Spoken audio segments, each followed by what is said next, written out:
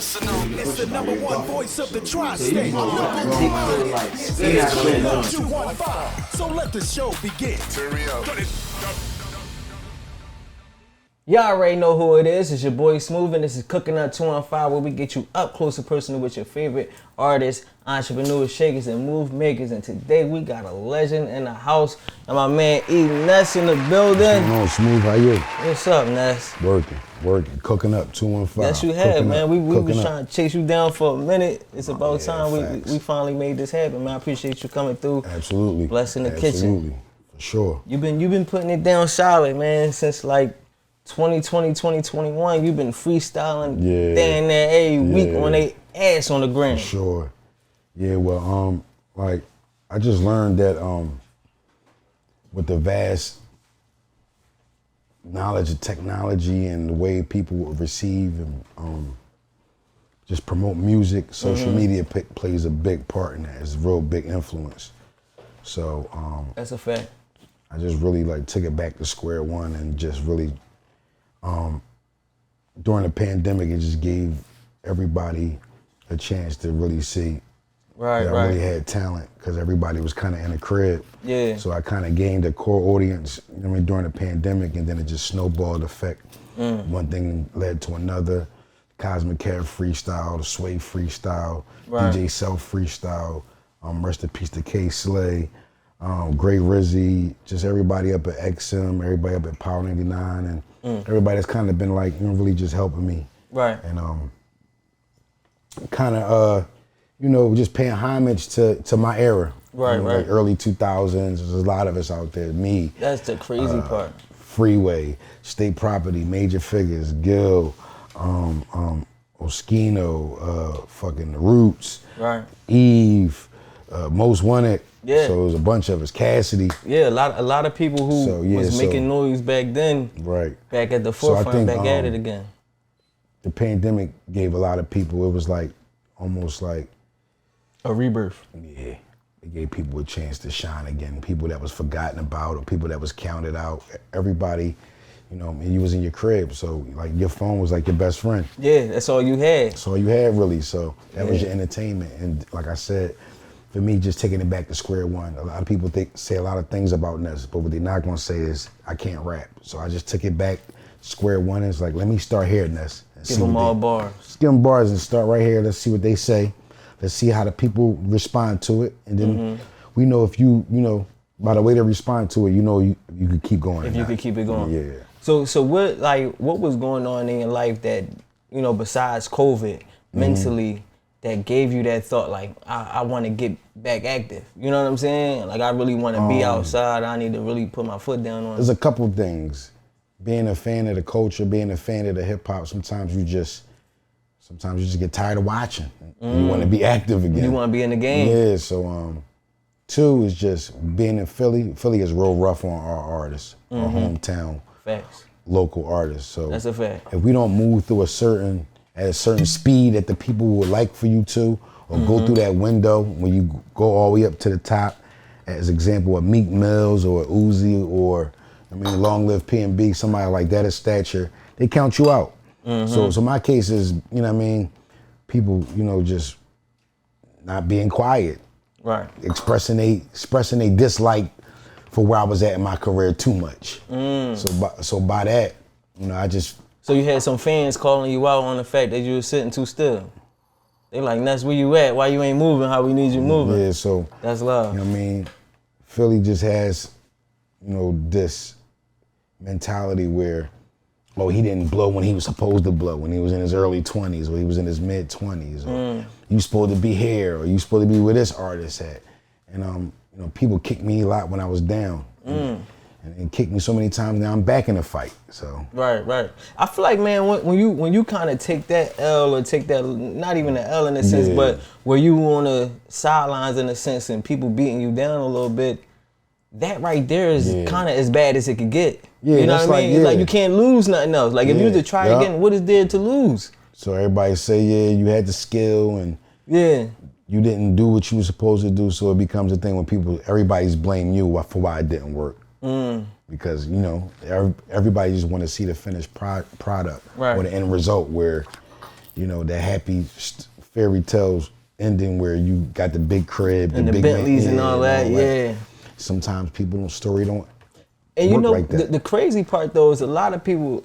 I mean, I guess it's us and it's Instagram where we forget that there's a whole medium in between. Yeah. It was like 38 Special said something. He was talking about how if you got a core fan base and you making XYZ amount, like you could live off of that for the rest of your life. You know, you can make a monthly income off of just your core fan base. Hell yeah. Where you don't have to go on to be $1 million signed artist to be able to live off. If you don't get out of Philly, you won't be able to really experience what's going on in these other markets. Like down south, you got something they call a chitlin circuit, where it's just like a whole, like there's a lot of towns, a lot of cities, a lot of counties down there where major artists or artists that people everybody see, go through and play. Yeah. They don't really get to see the people like that. So there's a whole circuit down there. Then you got the whole West Coast run.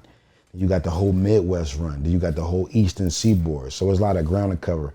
And if you don't really get outside of Philly, your mind, your way of thinking, your mentality will be boxed in because you don't really get to experience different culture and different people. And see what's playing on the radio, was what the program director is playing over in San Francisco or in Alabama or in Dallas or in Port Arthur, Texas. Your view is skewed from Philly. Like you only seeing one side of the spectrum. A big part of being an artist is just traveling and experiencing new things. And that widens your writing ability, and it just really gives you a well-rounded basis of material to pull from, instead of being in Philly and talking about the same thing, which is not bad. If it work, it work. Yeah, for sure. If it ain't broke, then you gotta fix it. So it's like, so I'm not like really like saying anything negative towards anybody that does that type of thing, but you just gotta broaden your horizons and travel a lot, meet different people, experience new things. It'll help you. Right. It gives you a wider range what to talk about, and you'll relate to different people all the way across the world if you just travel. If you do it right, travel, So that was one of my big things in returning, in my resurgence, traveling, letting go all the stigmas they put here on you in Philly. Oh, you too old. You miss your shot. You already been on. Yeah. Like God give everybody second chances, whether you're a barber, you a UPS worker, you a baseball guy, you a football guy. God get everybody second chances. But like the East Coast, we just tend to just count people out. Like, you had your shot, it's over. Next. So it'd be on that type of wave. So and it's a hip hop thing though. Yeah. Because if you look at every other genre, it's a hip hop thing. Like you got old ass country people. Rolling Stone, but why we expect all our rappers to only be 21? Every genre of music got their picks, because Big Daddy Kane is still doing shows. I mean, DJ Rob Bass and, you know what I'm saying? Yeah. They still doing shows. So it's like they just got their picks, and people don't be saying, boo, stop performing, we don't want to see it. Yeah. You know what I mean? People they love it. It's still a thing for them. People got picks. So your job as an artist is just to back all the haters into a fucking small corner to where your network overpower theirs. Facts.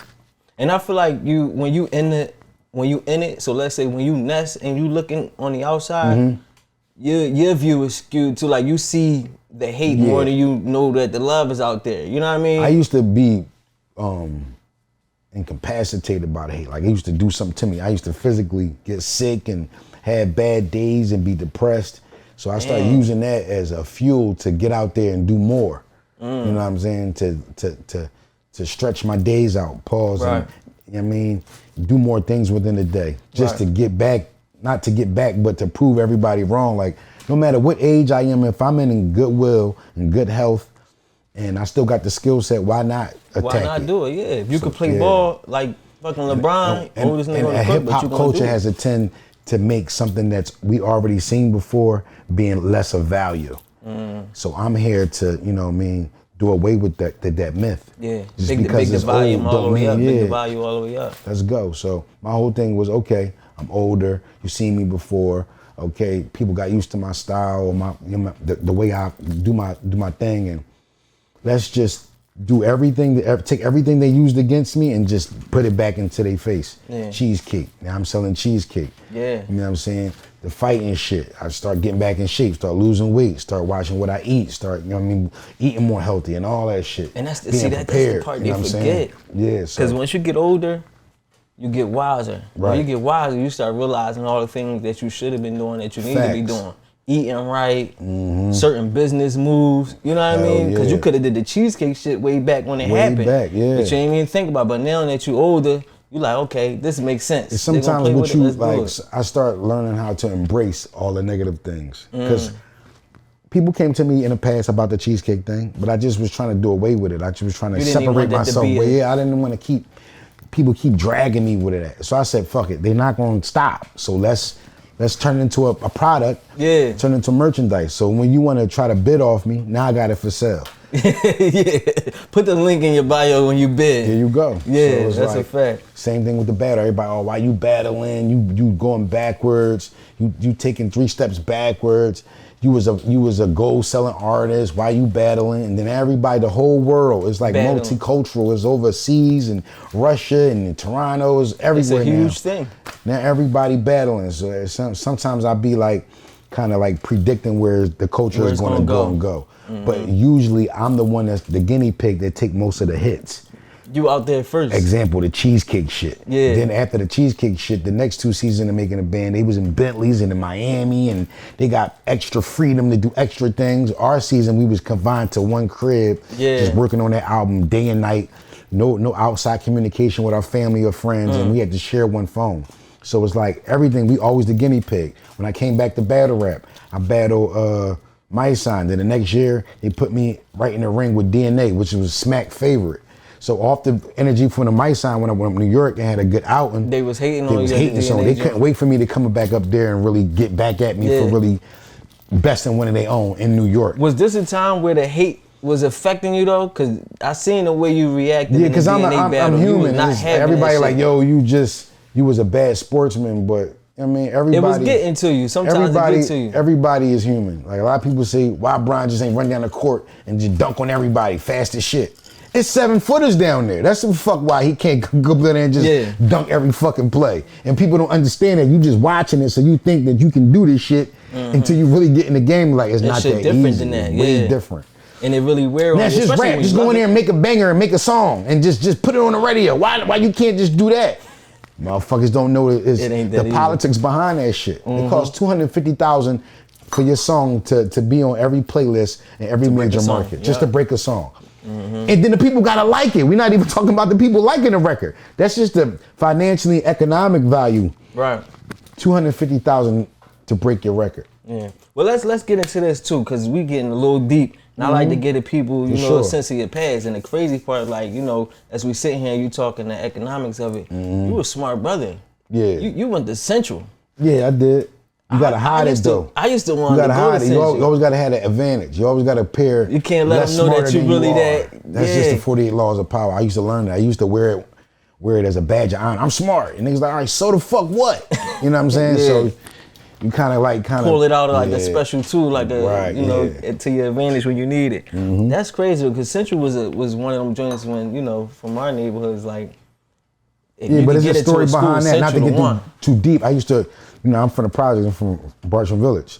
So my mother made me take a geometry course that summer after I graduated from 8th grade, going into high school. Before I took the test to go to Central, because everybody got to take a test to get into that school as an academic. So she put you up on the shit you needed to know before you took the test. So before I took the test, my mother made me walk from Bartram Village all the way to Uni before they tore it down. Yeah. Damn. The whole summer. Yeah. So everybody always like, yo, you walk, nigga. My mom used to make me walk way longer than that. That ain't nothing for me. For my education. Yeah. You know what I'm saying? So it's like a lot of things, like, I wouldn't have did that. My mom, I was been doing that shit. Yeah. For my schooling. So. Of course you're going to do it for your So by the time, you know what I mean, I had learned the geometry shit. By the time I took the test for Central, I knew enough to pass. That's hard. What's up? Yeah. And so even at the age of 12, you got recruited by Mickey Davis. Yeah, Black Key Productions, yup. Yeah. Yeah, so we all came up in the projects. They was a little bit older. And I had an academic career going to Central. So, the problems came when, it started affecting my schoolwork. So that's when I kind of separated from the group. We was all one collective group. It was like the Wu-Tang before the Wu-Tang was the Wu-Tang. So it was like subgroups inside of one big giant super group. Gotcha. The super group was called the Bum Rush, and me and my partner Dre Deep, we was in a group called Headstrong. And then Suleiman, rest in peace, it just passed like a year ago. That was Black Keys' brother, so they was a group. So it was like two groups in one, and then we had a DJ, Mr. Sniper, and then who else was in it? That's all at age of 12 though. Yeah, that was all. Yeah, I was a young guy, but yeah, I love hip hop. I came up in it, like I came up in the early, my 80s. You know what I mean, with the breakdancing and the graffiti and the sound bombing and all that shit. So that I really was in a golden. I came up, I grew up in a golden era of hip hop. Yeah, like that true hip hop nostalgia shit. Like you know what I mean? That type of shit. The swishy sweatpants vibes. Right. And all so that. was like a b-boy. Like I was like that young guy on the block that could pop lock and break dance on a cardboard and linoleum. When niggas was laying the linoleum down in the middle of the street, I would get out there and backspin. I had the windbreaker. Like I thought I was Lee off Beat Street. Like that was the superhero back then. That was the Jay-Z back then. The boy Lee from off Beat Street. I don't know if anybody watched the movie Beat Street. It's a hip hop classic. He the nigga killing Lee him on the board, yeah. Everybody wanted to be like Lee. So breakdancing was the thing. And like through my schooling, it just turned, I just grew to a love for writing and crafting rhymes. So you feel like your education helped with your ability to write these rhymes the way you do? It brought my vocabulary going to an academic school like Central because it's college preparatory. So everything you learn, all the courses is like college. Yeah, preparing you for college. So we had courses like psychology and, you know what I'm saying, Spanish and French classes and all types of shit. Wood shop, metal shop, everything was like academically like advanced in that school. And then you shared the school with different races. So that was my first time being from the inner city, going to school with people of Asian descent, Indian descent, you know what I'm saying? So I was getting straight A's, but I still wasn't finishing first in my class because all these Orients, they get A1, A1, A1, A1 all year, every year. They ain't missing nothing. So they graduating first in their class. Yeah. And that's when I start understanding about everything is a point system. Everything you do, people, is calculated. Every time you do something, every time you run your mouth in class or get in trouble, somebody's documented. Even your health history, everything is documented. Every time you get a cold, every time you go to the doctor, they document. Social score. So that's how school was. So it did help me open up my vocabulary and give me a sense of imagination. Because you need imagination to be able to write your own rhymes and down thoughts. You need a sense of imagination. For so long too. Right. I feel like that's the crazy part to be able to kill it as long as you've been killing it. For sure. So we had to get up in front of the class and read whole book reports. So that gave me like a crash course in public speaking, which helps me with MCing and not being scared in front of a crowd of people. You're gonna have niggas going to school now. They gonna be like, I gotta go to school just to get my rap career, because it's a lot of dudes, bro. But it's a mixture of things. Because when I turned professional, they gave us media classes. So we'd sit down with a media trainer and learn how to not to say, yeah, I mean, and play with our hands and chew gum. And was this during the Making the Band situation? Yeah, that was during the Making the Band. So it's a mixture of everything that I learned. And I feel like, I heard they don't even do that anymore. Like they don't train artists. That's why you see a lot of these artists, Kodak, NBA Youngboy, they so raw. They haven't been when you go to talk to them, you can't have a thorough conversation. Yeah, you know what I'm saying? Fuck that, you know what I mean? And niggas gonna get right, you know what I'm saying? When you keep saying, you know what I mean, it's because you don't have the words. So you just keep saying, you know what I mean? Like a vocabulary. Or you can't chew gum, or you can't look a certain way, or you can't fiddle with your hands too much. There's a lot of shit that people don't know. And it's called artist development. But those type of programs are long gone. Shit, yeah.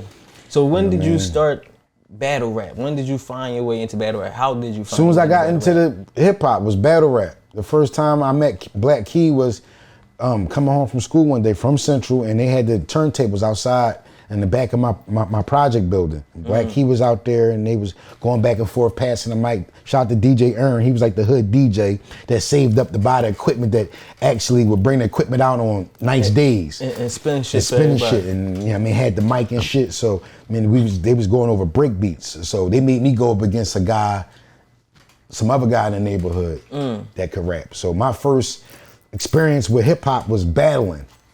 So this is a full circle for you. This is not even something that you could say like, oh, you doing it just as a. It was battling because you you write your rhymes, but I mean, this is that like period of my time that I was writing my rhymes, but wasn't confident. Right. And I was letting nobody hear my material. So this was like my first time actually letting somebody hear the material and getting like the response from the crowd or the oohs and the eyes or the reaction from your punchline or your bars or kind of like your stage presence. Did you have a different rap name during this time? Yeah, I was called 40 different names back then. My first name was called Taz because I used to have an animated style. So it was like the Tasmanian Devil, spinning around and shit, like that type of shit. Yeah. So they had named me that. And then when I got with the Bum Rush, we tried to get a little bit more professional, and I went by Blackmail. Okay. That's hard. You know that back in the day, everybody was called something Black Thought, Black Dragon, Blackmail, Black. You know what I'm saying? So that was like kind of the thing back then. The thing to do back then. And how old is you? This still around 12? Like 12, between 12 and 14. It was Okay. like my high school years. And when did it transition to the battle rap that we all know of, like on the DVDs? How did you get introduced? I mean, to with that? Smacking them, we used to like document it, and then I feel like it was Star used to document it. He was like really the first ones that really was innovative with the DVD whole thing. Right. Star started the whole DVD era.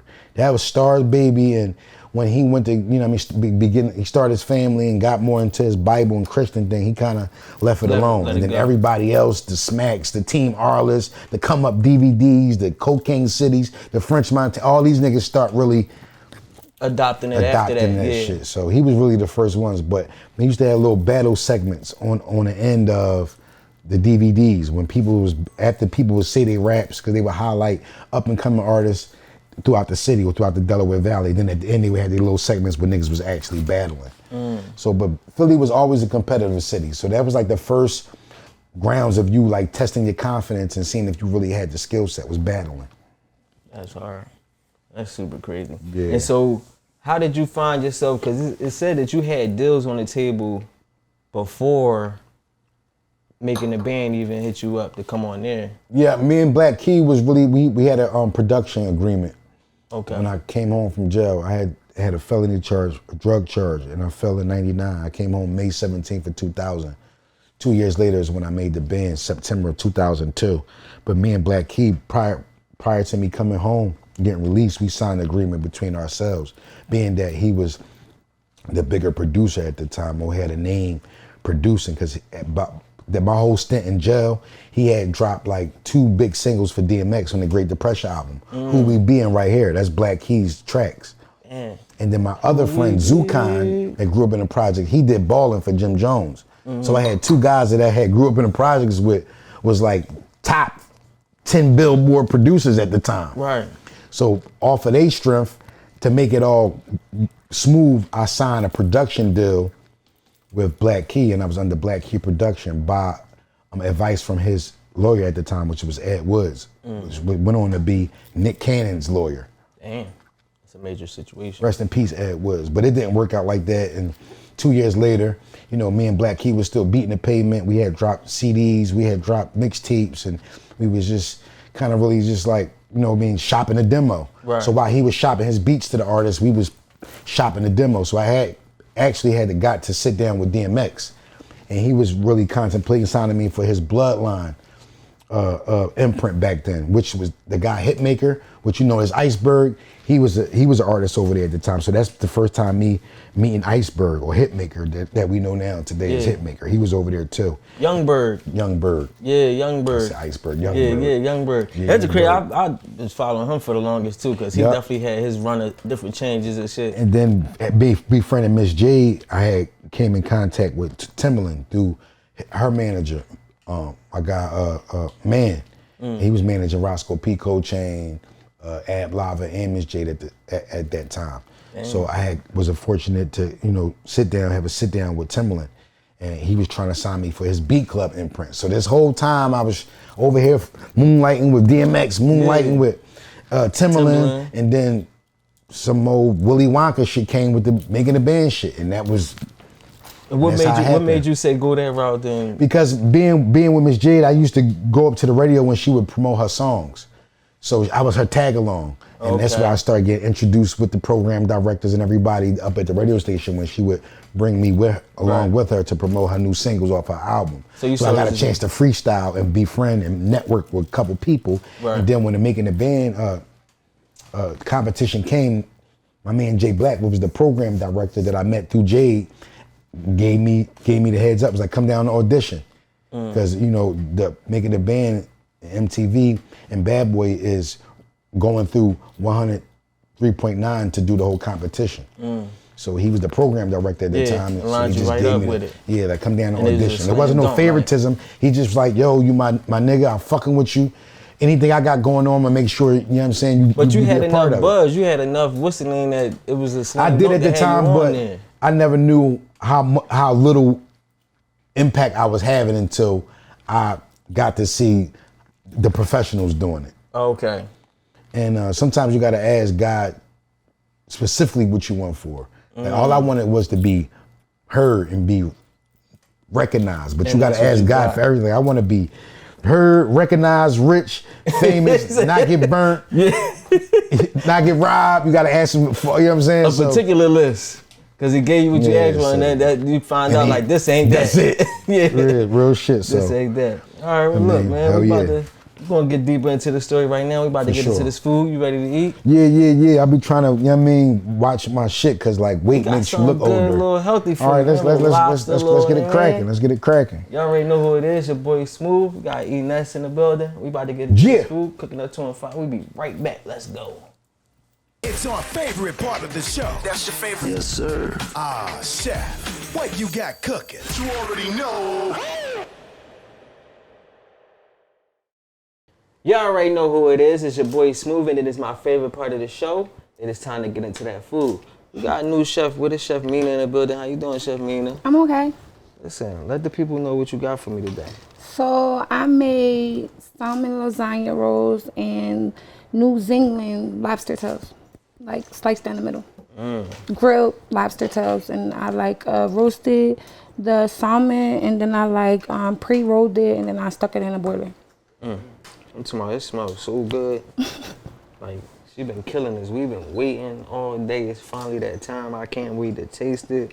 Is this like your specialty? Is this like your Alfredo favorite dish? is my specialty because I like make the sauce from scratch, and I like put my own little seasonings on it or whatever. But people like Alfredo, and they like my lamb too, but I saw y'all did that a lot, so I had to give it a little switch it up. different. You said bring it, so I'm like, all right, So these you big bought it. lobster tails, just take the head off. That's definitely gonna kill them every time. You know, lobster, that's something special. So I appreciate you, you know, bringing it as I asked you to. And my motto is like real bougie meals, so it's like I try to keep that going. Real bougie meals? Yep. That's what's up. On land. Yep. So let the people know where to follow you at, where they can find you at, how they can order this meal or something else or some lamb chops, all that. Right. So y'all can follow me at Trap Pretty Mina on Instagram. Y'all can catch me at Set It Off After Dark, second in Cambria. I'm also working at Big Boy's Kitchen, Philly right now, so y'all can pull up there too, Tuesday through Saturday. You everywhere. You outside. Yeah, I'm on there. You mixing and moving. We appreciate you coming through, making time for us. Yeah, I want y'all to enjoy. Chef Mina, it's your boy Smooth. It's cooking up 2 and 5. Let's get back to the show. Let's go. Y'all already know who it is. It's your boy Smooth. Still here with my man E.Ness. Absolutely. With the blessings from Chef Mina. Whoa.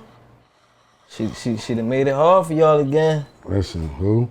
Listen, I ain't even about to play with it. You know what I'm saying? We hungry. We been waiting. We been starving. I gotta see what this thing tastes like. You know Chef Mina in the building. Chef Mina about to have the next cheesecakes too. We about to do a joint venture. Make sure y'all tap in. And the crazy, but like she hit it with the salmon, but it's salmon all in this joint. See, man, y'all gonna I just lost 40 pounds. Y'all about to make me put it back on. Put it back on real quick. This one time. You gotta, get a cheat day in. Yeah. Give me all the actual drinkski. What's this, rigatoni? What's this? Okay. The sauce look extra Hell's Kitchen-y. Yeah, she said she made that herself. She put the little, the hot seed flakes on to give it the little spice. You know what I'm saying? Okay. That's gourmet food. I'm a seafood lover. I likes. Yeah, that's good. I likes. I likes. A little spinach in there. A little healthy, you know what I mean? A little twist. Yeah, I like this, Smooth. Smooth, what you think? It's everything. And the lobster on point. I don't want to get all, she gonna make me do it. Gonna make me get my hands messy, you know what I mean? I was trying to keep it all cute for y'all. I say, fuck it. I just get up in there and pull that bad boy out, you know what I'm saying? My bad, y'all. This joint got to end. I'm about to get my hands dirty, like Smooth. Yeah, you got, I mean, I It's try. over for y'all. I try, yeah, try to keep it cool. Try to play it right. That's done now. Yeah, this thing hitting though. This thing Cooking hitting. up. Y'all gotta make sure y'all get with me then. How you feel, Nas? You get treated like this when you go on other interviews? Never. Never? Yeah, this is special. This is special. This is special. This is different, you know what I'm saying? Yeah, this is special, bro. You know what I'm saying? Shout out Ross and the team. I see Shout why out they Brett, call you know the what I'm smooth saying? guy. I We got see everything. it. It's classy. Drink, food, everything you need. It's a vibe. It's a vibe. You know what I'm saying? Y'all gotta understand. It's a vibe. I gotta Make sure y'all go get that album because every time I post freestyles, y'all be like, yo, you dropped something. You dropped. It's out. E.Ness and Friends. First single. Yeah, let's talk about the album. E.Ness versus Benny the Butcher. You know what I mean? I can ask you about that, Then I Benny. got the second single, E.Ness versus E.Ness featuring Method Man, Wu Gang, Black Key, produced by Black Key. You brought up all the people I was going to ask you about. Because Come I on, seen you let's was talk working about with it. Method. And it was just crazy because I'm like, you know, like you said, Wu-Tang before the original Wu-Tang. How do you Right. feel working with an original member of Wu-Tang? Like one of the first Wu-Tang members to even go. Method was one of the artists that I studied.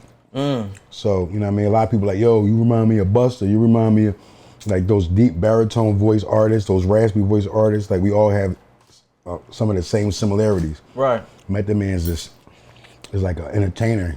He has that stage presence, the animation. And that's where you get your animation from? Part of it. That's crazy. That's dope. To see y'all working together was a major joint. I seen that. Sure. And how did you even make that happen? Like, he ain't even really in Freestyle. See, what's so crazy about Philly, and that's why you keep doing freestyle. Why you keep doing freestyle? These are the same freestyles that got me back in communication with Kanye West. The same freestyles that got me back on the line with Diddy. The same freestyles that got me back on the line with anybody that you see every day that's making major moves behind the scenes. These the freestyles that got people that what attention. you got you there, right? For sure. So, like, Philly got a bad habit to be like, no, stop doing that. Nigga, it's working. Yeah, why I'm gonna stop if it's working? Stop doing that, man. You need to do this. Why? This shit is working. It's moving. So, We had the crazy part. I had the conversation with Sloan. Sloan was saying the same thing, whereas though like his sound, it's like some people gonna say, oh, we tired of hearing that.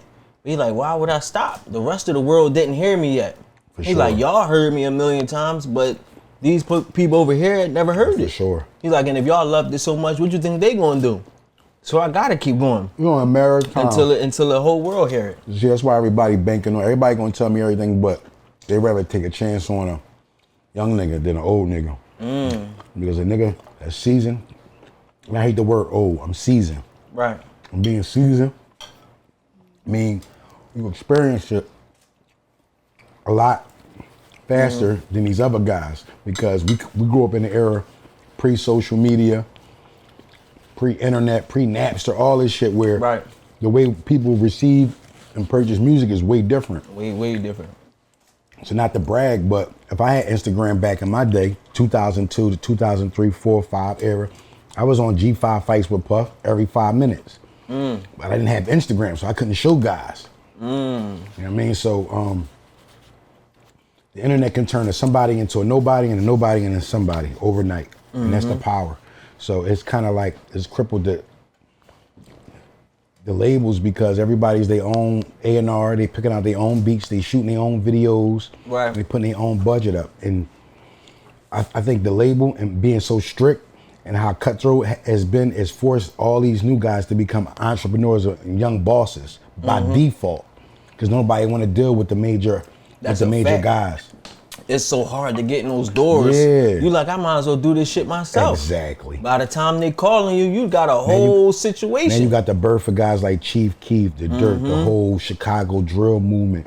Then you got the guys out the West Coast that's been like popping up, the Vince Staples, the La Russells, you know what I'm saying? The Baby King, all these guys, it's like they got cult followings even before they reached that radio play or that main platform status, which is MTV or BET. These guys have cult following. They just build it until the people pick them a hit record. And I think honestly, the label's sleeping. I feel like for real, they missing out on money because now you got to give out these better deals. The game is the labels don't want you to make the money. So if you independent and you actually moving,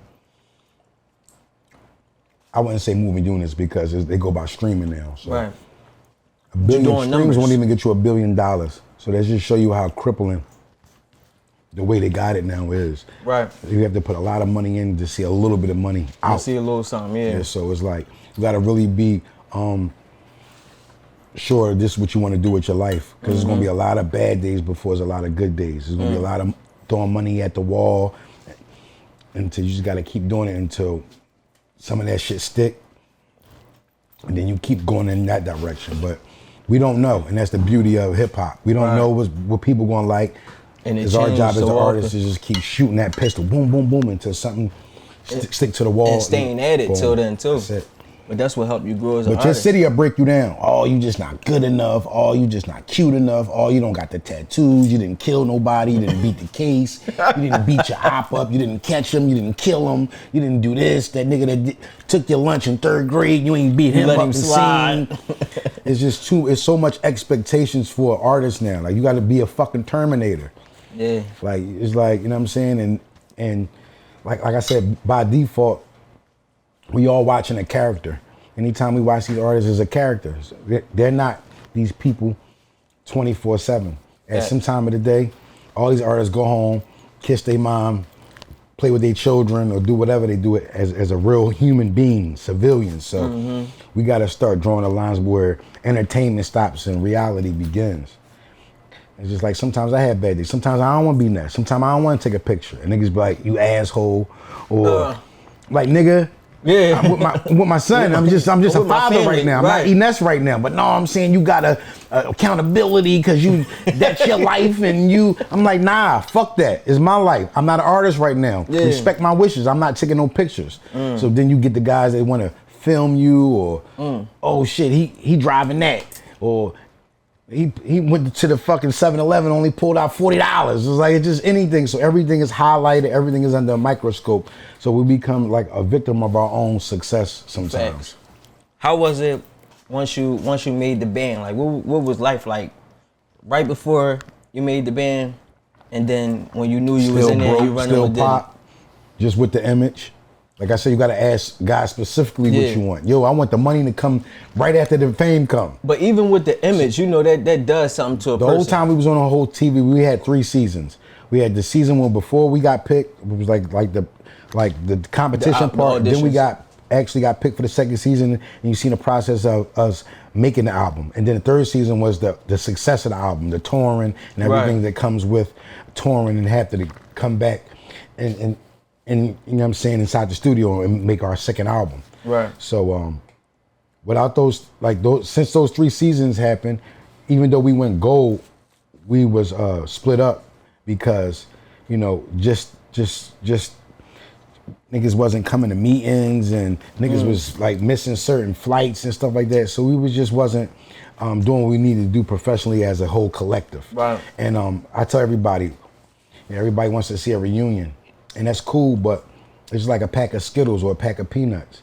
Even if I don't like the green ones, I want the green one to be in there. And that's the same thing with hip hop and a hip hop group or hip hop band. Yeah. I don't give a fuck if I per se don't like you God, but he's part of the Wu-Tang. I want to see the nigga up there. That's what I paid to see, the Wu-Tang. The whole collective. So it's like, that's what comes with being in the group. And so do you feel like it would be hard to have a reunion? Like, do y'all not fuck with each other that much? Whereas they'll come realistically, together, until I'll be perfectly honest, we have contemplated doing that reunion show every year since we've been off TV. It just never come to fruition because the same reoccurring problems we've been having when we was in the group. Egos, timing, different managers, different people, cliques, pushing the artists in a certain direction, and people want to just be separated from the whole brand totally. So, but we just got on live recently. We did a little group chat on all 6 of us. That was like the first time all 6 of us had been seen in over 20 years. Yeah. That's crazy. So that was a good moment. But who knows, man? Hopefully with the energy around what I'm doing, everybody will get inspired. Me and Fred did drop a single recently. It was called damn, I'm so fried right now. I'm so stuck in this food right now.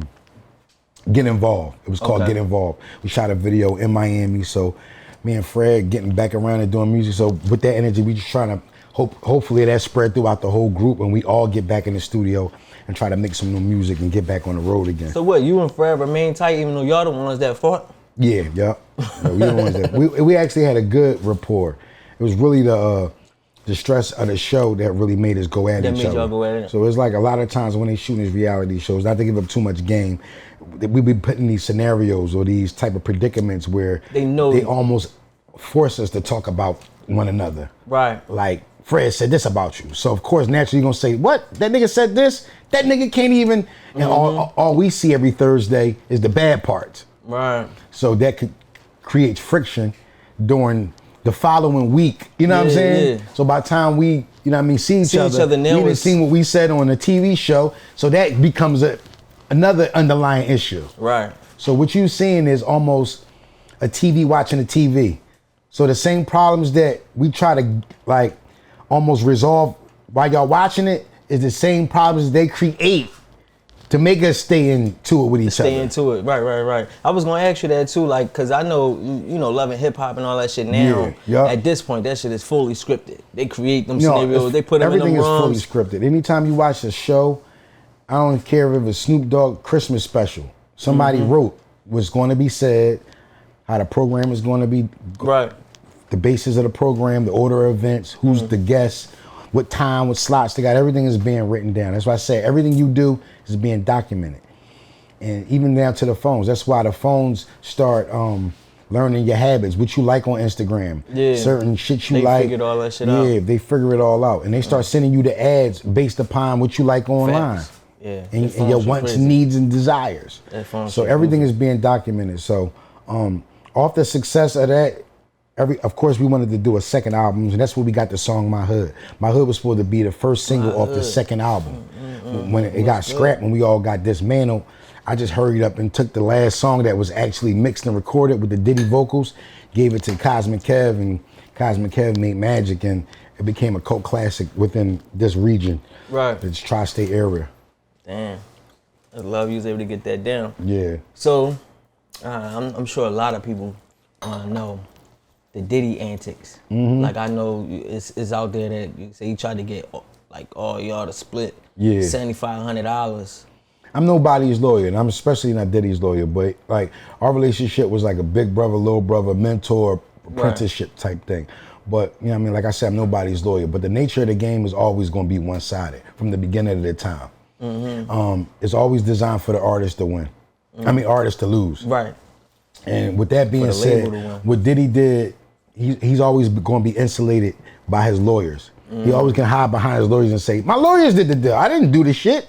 You know what I'm saying? So with that being said, that's the nature of the game. You got to be smart enough to know the literature. So the things I have went to before, everything prepared me for that moment. So coming up fresh out of jail and signing a production deal with Black Key, I was familiar with the literature of a contract. Right. So when the BadBoy contract got put in front of me, it just wasn't adding up. I was always familiar with the literature. Right. Already being smart. Yeah, I went to Central, nigga. I ain't slow. Boom, it's just not adding up. And I'm like, this ain't right. Yeah, this math ain't Especially when it get down to numbers. You know what I mean? It was 7,500. But like I said, it's the game.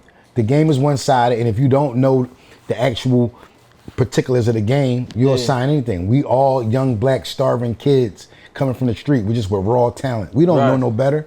But like I said, the crash course I took with Black Key, put you in a position to be able to handle what to look for. Boom. So I'm like, oh, this not it. So it was actually, everybody was mad at me because I didn't hurry up and sign the contract so they could release the money. But we ended up getting more money because I took a stand. Damn. And when I look back on it, I could have asked for way more money. But like I said, they want to get you coming fresh out of the hood. Right. To take you by surprise, to catch you off guard because you don't know the business. And that's just the nature of it. Yep. Like I said, I'm saying too much, but it's all out there. You could watch, everybody you could go on the internet right now. I'm about to say, everybody know. You could watch shit about this on the internet from now to next fucking July, and you'll be up all night watching this shit. Everything is out there. It happened a million times. It's designed for the artist to lose, and to actually become successful in corporate America, you have to step on a few people. That's just it. That'd be the part. I don't know. And the special ones are the ones that, you know what I mean, niggas like Ye and a couple other people are the ones that do it the right way and empower their people and bring their people along with them and try to make everybody millionaires in the process. You actually was in contact with Ye early on. Yeah, I knew Ye for over 20 years. I actually brought him to the Making a Band crib to submit beats. Mr. Bentley kicked the nigga out, told him we couldn't have company, and ended up signing to Good Music 2 years later. What? Yeah. So he fucking around could have been BadBoy. That's crazy. Yeah.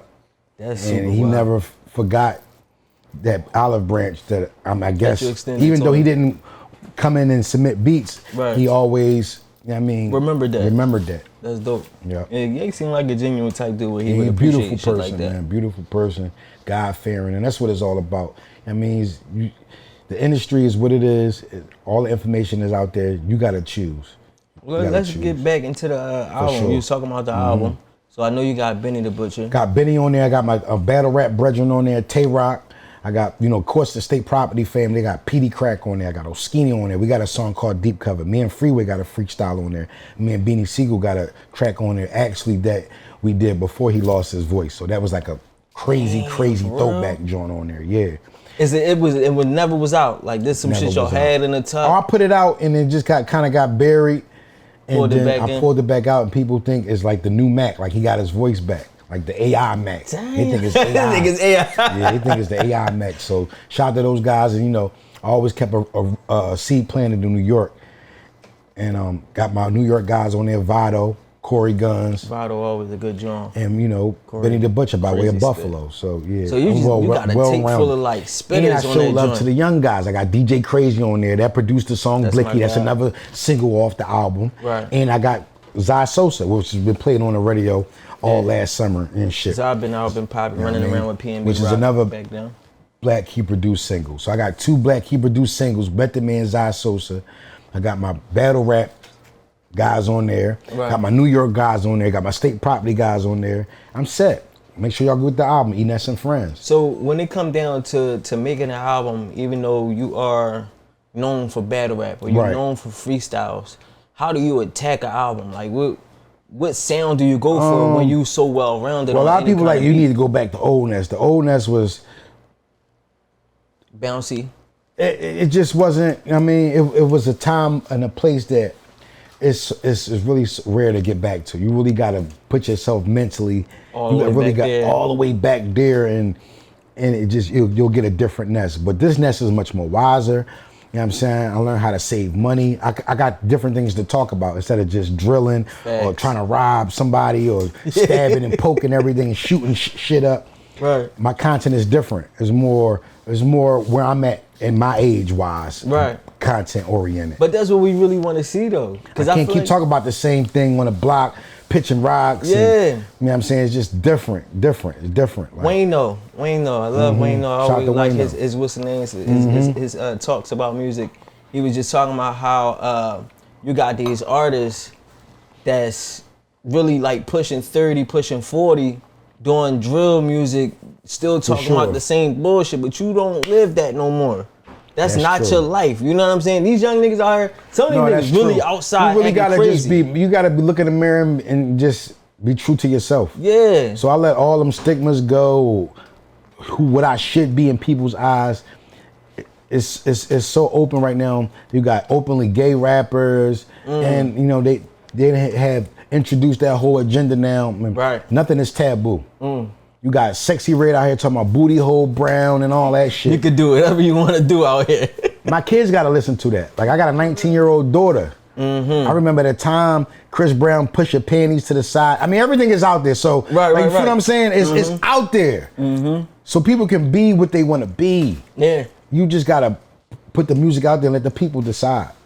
And I think that the people are way less caring in a sense than people think. Like, people think that people are like super critics about all this shit. No, There's a reason so much shit is allowed then, because they not as tight as I believe. I feel like they okay with you. That's why being my you. researchers are so unapologetic, because like I said, I just let go everything people were saying about me over the years. Right. The way I dressed, the way I looked, how marketable or unmarketable I wasn't, and I just left it up to the bars. And I said, listen, if my name ain't what it is, if I don't get on this phone and rap for at least 90 days straight, and my engagements don't start going up, you know what I mean? My impressions don't start going up, my numbers don't start going up, and you know what I mean? I took a chance on myself, I bet on myself, and it's coming back tenfold. Tenfold. How was the cheesecake? Like, what's the response you got off of that?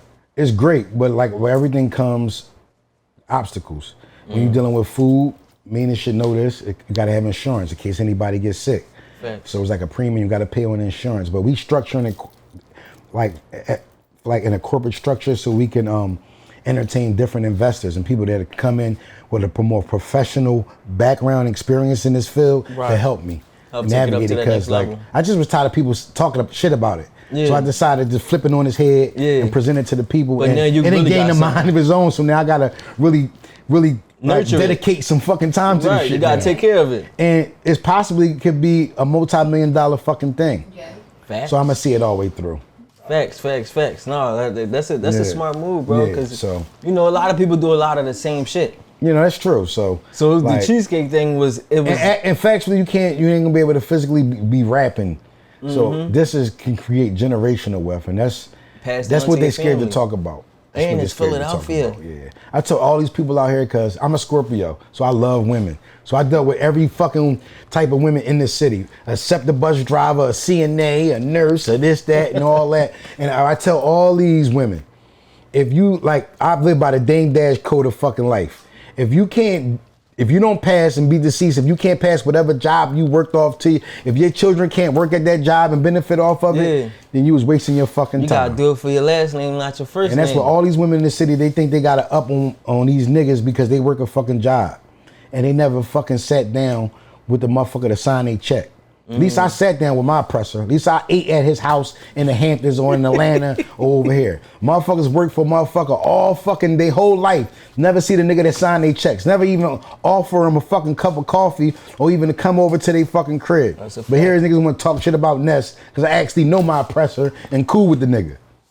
I be talking about that shit too. I really do. Because I really push that, bro. Like, you gotta do it for yourself. You know what I mean? Especially after COVID. College teach you how to get a job. You know what I'm saying? Entrepreneurs create a job. Exactly. And it's like, this shit is hard, but once you do it, man, that shit is so much freedom. So what I know, I would never go back into the workforce because I know too much. I've had too much access to too much information to ever go back into the workforce because I know what's going on. You took the blue pill. When you say the blue pill, you know the reality of this shit. You can't even see it no other way. I can't work for a nigga when I know how it works. Once you resistant, so when they bring the tanks through, you too tired because you done went to work. You done went to work and you don't want to jeopardize your check. You gotta do what you gotta do to keep your job. We already in the matrix. People just don't know it. So all you see, all these TVs and these movies and all this shit. That shit real life. Matter of fact, Jamie Foxx was in a movie. He's on Netflix called Tyrone Got Cloned. And all this shit come out with him getting cloned. And they keep trying to talk about him getting crazy, bro. This shit is real all weird. This shit's crazy. So all this alien, all that shit is we living amongst the niggas right now. That's real shit, bro. So everybody think they gonna come together and bind together and get together and form a revolution. You're not. Do you think be who you are in the Matrix, whether you're a carpenter, you're a cameraman. Just do it. Just do what you're gonna do, get your money and take care of your family, enjoy yourself. Right. Because it's been rigged 100 years ago. We never gonna win. They already, the higher ups and sat down years ago and fucked us all 20 fucking thousand years ago. It's not gonna happen. No matter how kumbaya, revolution, we get Black Panther, the leather with the pumps and bare arms and shit is not gonna fucking happen. They already strategically fucked us over 1,000 years ago. No matter how strong we get, we physically stronger and all that shit. We the best in sports is not gonna happen. They already finessed us. So what I'm gonna do is just shut the fuck up, be an artist, and share my music with the world and take care of my family. And get my fucking money. That's it. And eat good, live well. So I want all the whistleblowers out there, y'all can blow the whistles as much as you're gonna end up in somebody's fucking hospital. Talking about they got me. I don't want my story to end like that. I don't want my story to end like that. I'm being honest. Nah, that's real shit. I'm being honest. So like everybody think they, you know, uncovering some shit. No, it's already out there. Y'all not doing nothing but making y'all shit worse. Making your shit hot. Yeah, and then your family. They looking for you. Then when you get knocked off, you're not gonna be here to protect your family. They're gonna be getting bumped inside the head too. I don't want that. I don't want when something happened to me, my kids are still getting clunked at 45 years of age for some shit I said 45 years ago. I'm playing the game. Yeah. That's why I never spoke out about none of the higher ups, because I know they control the system. They control the system. It's their game. It's their game. Yeah, it's their game. It's their game. It's their game. Everything from the clothes we wear to the chair you sitting on, that gas. They make us pay for everything. Gas, electric, clothes, water. Pretty soon they're gonna be charging us for air. I'm trying to tell you, it's about to get deep. Y'all niggas need to learn how to start fishing and start how to go in that backyard and start how to grow your own food. Because that's where it's going down to. Motherfuckers wearing masks and eating processed food. Niggas smoking and vegetarians. Like, make it make sense. It's real. I'm not eating past 8. No, but you just ate processed food in the morning. All that fucked up food. You know they growing. You working out, but you drinking Herbalife now. They grow make it make sense. Make it make sense. The only thing for you to do is learn how to fish, learn how to grow your own shit, and then they gonna outlaw that. But see, I'm a film nigga, and they already know. That's why I never blew. That's why I can't pull up to cooking the 215 in the fucking Bentley, because they know I'm a film nigga. I'm gonna go with the resistance, and that's why it's taking me longer. But with the power of the internet, you can't blackball nobody. People gonna like what they fucking like now. Fucking facts. Can't blackball nobody. Because they really, I feel like they really do try to. They like to push the bullshit. Yeah, I've been blacklisted. Yeah, they like to push the bullshit. And like I said, it wasn't personally. It wasn't like Puff personally called around said he's been blacklisted. Right. They just know if Ness didn't come through my vessel and go to the top, then y'all don't touch it. Because this is it should have been mine. It should have been mine. Right. Damn. And then I heard about that too. Like, whereas though after they fuck with somebody or somebody dealing with an artist, it's like taboo. Like nobody want to deal with them because it's like, oh, nah, it's too much red tape. It's his folks. Yeah, it's too much red tape. That might put us at a bad space or some shit like that. Like so Diddy strategically, I waited. I was dormant. I became a consumer. I became a consultant. I became a buyer again. Right. And I had to study the whole industry in the digital. And you figured that shit out. Figured it out. And you got it. I'm glad to see, bro. I can't wait to see what you got coming up next, man. We're supposed to get some cheesecake, man. We just going, you know. No, definitely. I'm gonna come back when shit get a little bit more fluent with everything. Yeah, no, and, you know what I'm saying? Because it's like right now we doing it by the order. It's like somebody put an order in, and then you cook it up, and then send it out. Good job. And we trying to find a spot so we can like mass produce this shit. Then it comes with the recipe. You gotta send the recipe to the mass producer. This shit is crazy, but niggas like Jadakiss, they offered to help me because you know he got his cocoa bean shit. He got the coffee shit. Yeah. A lot of niggas is trying to put you down. Trying to put me down. So that's a good feeling. That's a good feeling. What's up, man. That's a good feeling. That's super major. So besides the album, you got anything else you want to let the people know about? Yeah, I'm working on some artists right now. Got some artists coming out of the A. I got some artists coming out of Philly. And you know, just stay in tune, man. With that, make sure you follow me on all social media, E.Ness _215. I'm on Twitter also. About to be called what? What is about to be called? Threads, some shit. Yeah, shout out to Elon Musk. The new shit. I'm on I Twitter, don't know what Twitter about to change. At 215 E.Ness, and I'm also on Facebook, E.Ness Mathis. Make sure y'all hit me up on email too, ness215@gmail.com. Send me your beats, and I also like dib and dab in movies too. So me and Freeway did 2 movies. We did one out Kansas City called Welcome to Kelly City. Shout out to Freeway and Money G, and then we also did the unofficial Part 3 to State Property, which is called What We Do, starring me, Freeway, Young Guns. Yeah, that's out. You can go get that actually in Blockbuster and Target if it's still around. Oh, I see that. Yeah, definitely never see that. So yeah, I do my acting thing. So we definitely you outside. We definitely in the works of putting out some movies with some soundtracks too. Gotta get with Dame, man. That Got a boy- single coming up with Dave East, you know what I'm saying, called Fallen Soldiers too, so y'all be on the lookout for that. We about to shoot the video for that He's been working in a minute too. Shout out to Bumblebee too. Got a crazy record coming up with her on my new album called Sweet Lady. So about to drop some shit, man. About to get back on the ass. You on it, yeah. Yes, sir. You on it, man. I appreciate you coming through. Absolutely. I hope you enjoyed the meal. My man, You know what I'm Smooth. Spirits. Cooking up nice, 215, man. Super nice. Mina. Y'all already know who it is. It's your boy Smooth. E.Ness in the building. It's Cooking Lou Up Phil. 215. Best podcast in the city. We out. The best.